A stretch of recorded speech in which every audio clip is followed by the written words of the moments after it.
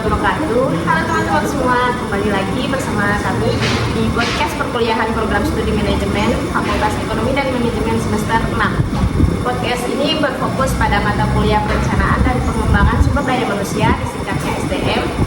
Pertama-tama perkenalkan, nama saya Aprilianti bersama dengan dosen pengampu mata kuliah perencanaan dan pengembangan SDM Ibu Dra Asmini MM yang akan menjadi narasumber kita, dan beliau akan mengkaji secara mendalam terkait materi tren-tren terbaru dalam manajemen SDM.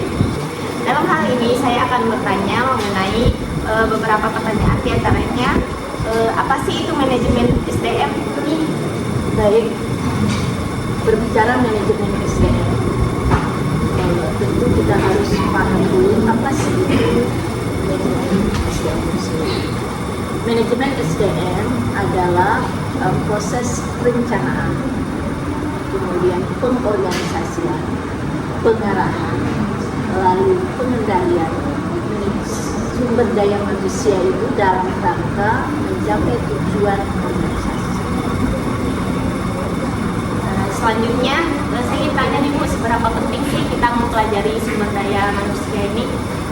Baik, berbicara SDM, karena SDM ini merupakan unsur yang sangat penting, sehingga peran penting dari manajemen SDM mempengaruhi seluruh proses pencapaian tujuan. Nah, mengapa penting? Karena manajemen SDM ini mempengaruhi dan berhubungan terhadap semua pimpinan karyawan yang ada di sebuah organisasi. Dan dengan adanya manajemen SDM ini mampu mencapai tujuan organisasi yang kita harapkan akan lebih efisien dan efektif. Artinya bahwa tanpa manajemen SDM, sepertinya efektivitas pencapaian tujuan organisasi itu sulit dicapai. Nah, selanjutnya apa sih Bu tanggung jawabnya staf dan manajer dalam manajemen SDM ini? Oke. Nah, sebagaimana kita ketahui bahwa di dalam struktur organisasi itu ada manajer, ada staf. Kita mulai dari apa sih peran staf? Nah, staf ini merupakan lini yang paling bawah dan lebih operasional di dalam mencapai tujuan organisasi. Itu mulai menangani tentang rekrutmen, ya.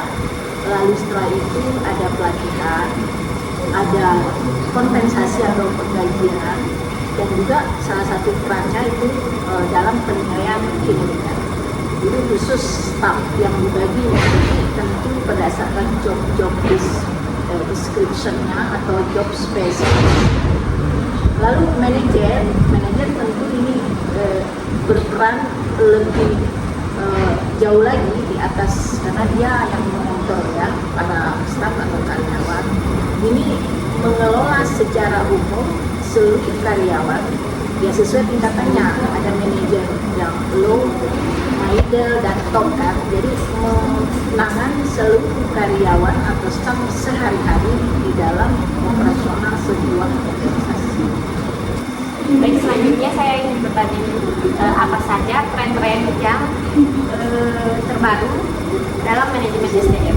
Ya, rupanya berdasarkan perkembangan di dalam mengelola manajemen SDM, maka tentu selalu mengikuti perkembangan teknologi, utamanya digitalisasi. Jadi dalam proses pelaksanaan tugas SDM juga tidak terlepas dari bagaimana dilakukan melalui digitalisasi. Itu yang pertama.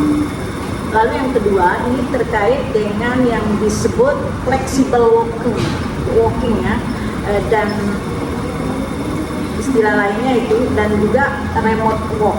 Artinya ini semua tugas itu tidak boleh static, harus dia fleksibel, mampu mengikuti perkembangan zaman. Kalau dulu mungkin sifatnya masih tradisional, tapi sekarang lebih modern dengan harus mengikuti tren dengan menggunakan digitalisasi dalam semua proses kerja.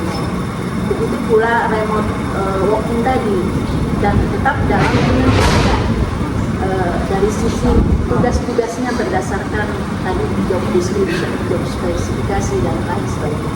Lalu yang terakhir, kalau berbicara tentang tadi tren, ada fokus pada will-nya ya.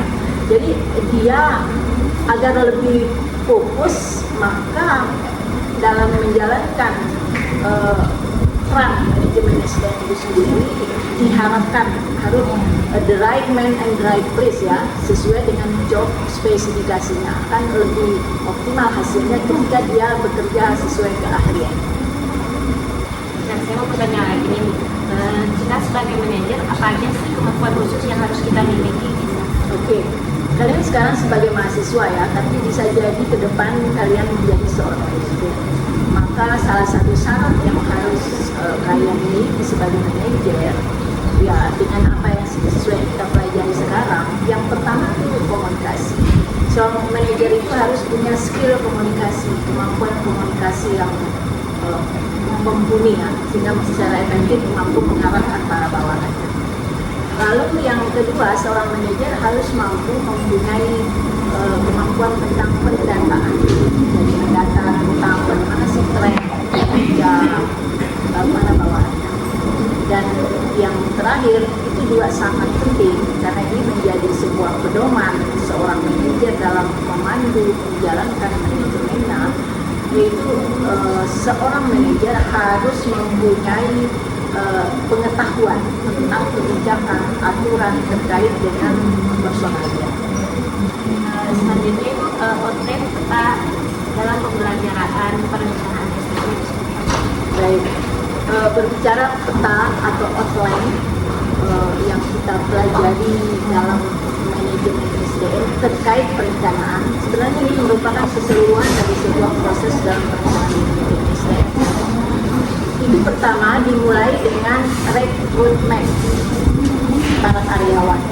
Nah, diharapkan di rekrutmen ini kita mampu memilih sumber daya yang sesuai kualitas yang dibutuhkan. Nah, setelah dilakukan rekrutmen kan biasa mencari data-data administrasi, lalu seleksi. Nah, proses seleksi ini yang bisa menentukan pilihan kita tepat atau tidak.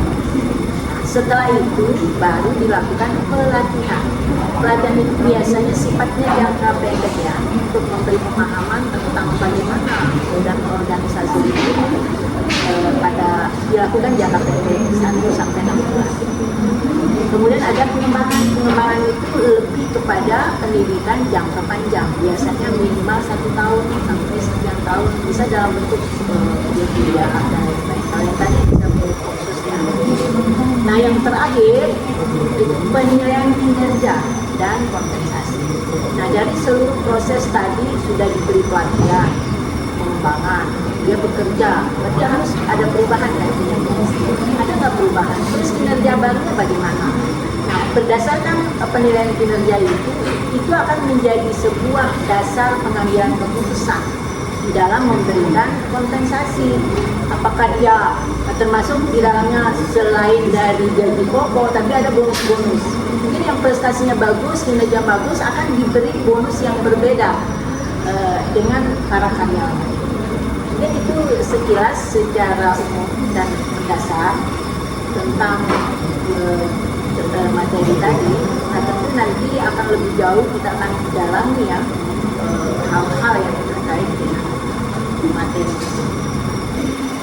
Nah, itulah tadi teman-teman podcast perkuliahan mata kuliah perencanaan dan pengembangan SDM. Jangan lupa di subscribe agar teman-teman mendapatkan ilmu yang bermanfaat lainnya. Jangan lupa like, komen, dan share. Wassalamualaikum warahmatullahi wabarakatuh.